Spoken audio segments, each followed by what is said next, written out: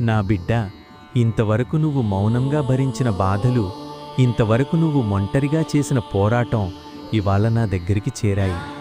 నువ్వు ఎవరికీ చెప్పలేదు, కానీ నీ గుండె మాటలు నన్ను చేరాయి. నా బిడ్డా, ప్రతిరోజు నువ్వు బలంగా ఉన్నట్టు నటించావు, కాని రాత్రి నువ్వు ఒంటరిగా ఏడ్చావు. నీ బాధ ఎవరికీ అర్థం కాలేదు, కానీ నాకర్థమైంది. నీ జీవితం ఎందుకు ఇలా అయింది అని నువ్వు నన్నే అడిగావు కదా, స్వామి, నేను తప్పేం చేశాను అని.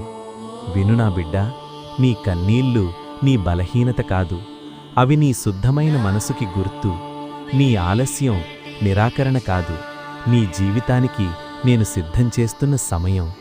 నువ్వు పడిన ప్రతి అపజయం నీ మీద శాపం కాదు, నీ భవిష్యత్తుకు పునాది. నిన్ను నిరాశపరిచిన మనుషులు, నిన్ను తక్కువ చేసిన మాటలు, నీ మీద వేసిన నిందలు